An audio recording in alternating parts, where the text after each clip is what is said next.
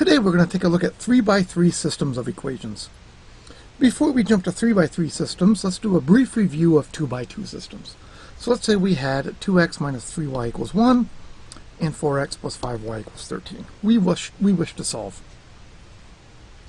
There are multiple ways to solve systems of equations, and in this case, however, we're going to use the elimination method, which means we're going to pick one of the variables, x or y, and we're going to choose to eliminate it. In this case, I think it's easier to eliminate the x. To eliminate the x, I'm going to take the top equation and I'm going to multiply it by negative 2. When I do that, that gives me negative 4x plus 6y equals negative 2.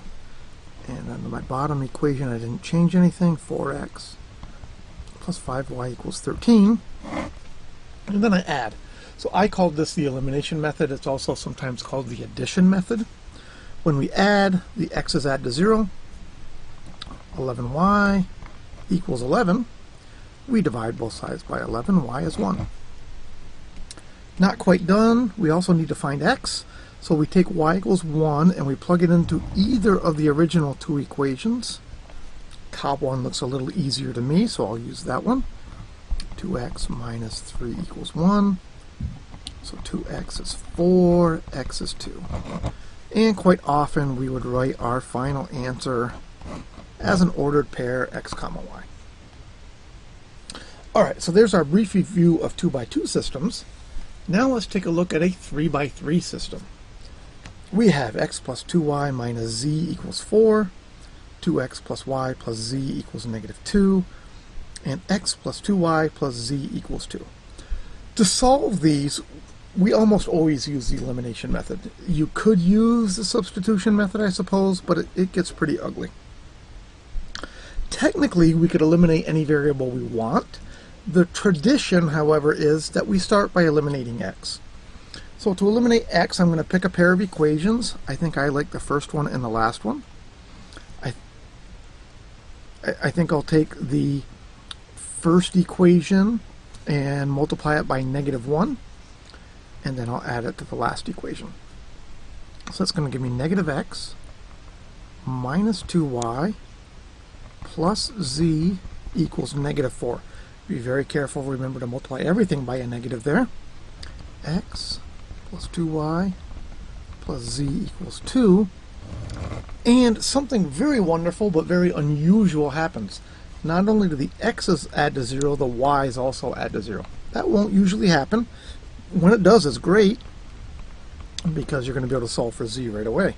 2z equals negative 2, z equals negative 1. Alright, as I say, that doesn't usually happen, and we'll see more examples. What we would do next is we would eliminate x again. So we used the first and the third. We pick a different pair. This time I'm going to pick the first and the second, and I'll use those to eliminate x again, which means I multiply this first equation by negative 2. So negative 2x minus 4y plus 2z equals negative 8. Again, be very, very careful. Remember to multiply each and every term by negative 2. And then 2x plus y plus z equals negative 2. The x's reduce out. We have minus 3y plus 3z equals negative 10.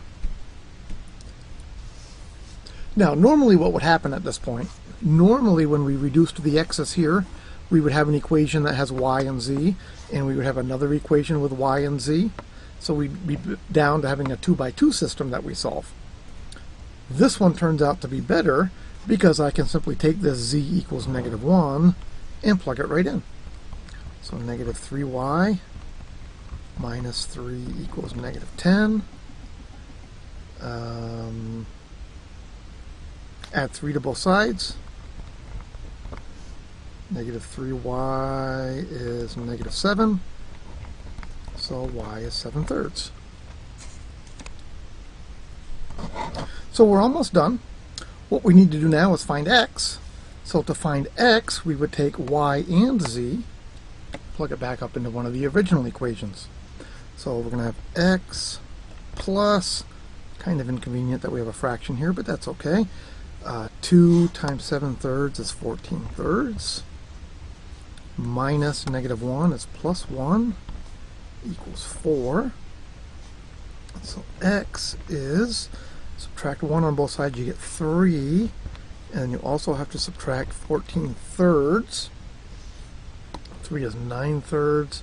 So that turns out to be, what, -5/3, I think. Yeah, that's correct. Alright, so final answer.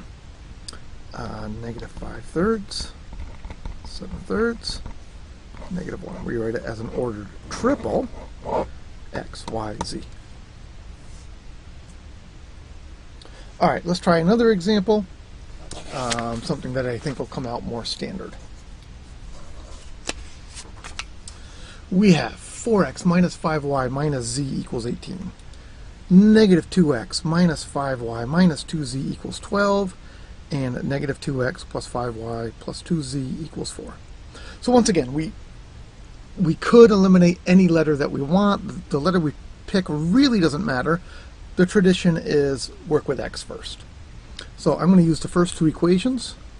I'm going to multiply this bottom equation by 2. That'll give me a 4x here and a -4x there. So the top equation I'm not doing anything with. 4x minus 5y minus z equals 18. Multiplying this one by 2, -4x, -10y, minus 4z is 24. Make sure you multiply them all by 2, I think I did, and add them up. The x's add up to 0. -15y minus 5z equals 42. Okay, so there's our first step. We pick two equations, we eliminate the x once. Then repeat, pick another pair of equations, eliminate the x again. This time I think I'll use the first one and the last one. And so once again, the first one I don't do anything to. 4x minus 5y minus z equals 18. This one, multiply everything by 2. -4x plus 10y plus 4z equals 8. Add them up. The x's add up to 0. 5y plus 3z equals 26. So now notice what we've done. We've started with 3 equations with 3 variables. We've now reduced it to having 2 equations with 2 variables. At this point, we need to eliminate one of the variables, y or z. Again, truthfully, it doesn't matter which one. The tradition is eliminate the y's. And that works out pretty well for us anyway, because I think the y's are a little bit easier to eliminate. So to eliminate the y's, I'm going to leave this equation alone. -15y minus 5z is 42. And I'm going to multiply this one by 3. That'll give me 15y plus 9z equals 26 times 3 is 78. Add those together. The y's eliminate. 4z is 120. Divide both sides by 4. Z is 30. Alright, now that I know z is 30, I take that and I plug it into one of those 2 equations. One of the equations that only has y and z. It really doesn't matter which one. You pick whichever one you like better. Personally, I think I like this one over here because it's got positives instead of negatives. That's really my choice.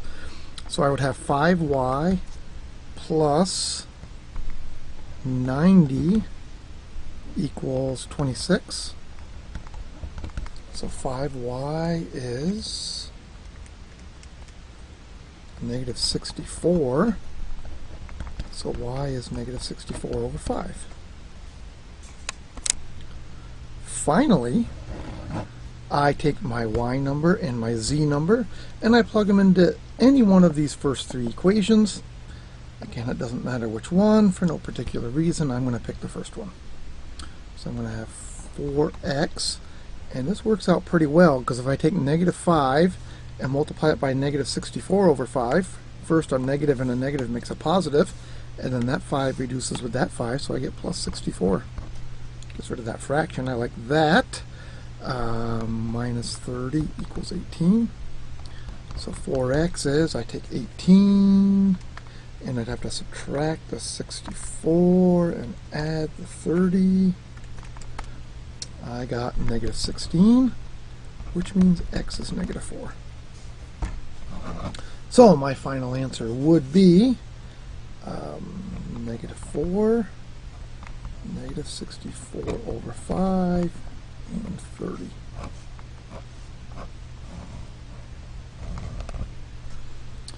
Alright, so I'm going to pause here, even though this video has been a little bit short at this point, shorter than my normal videos. I'm going to pause here and let you think about that for a minute, and then we'll get into why are we doing this. It seems to be off topic from what we've been covering lately.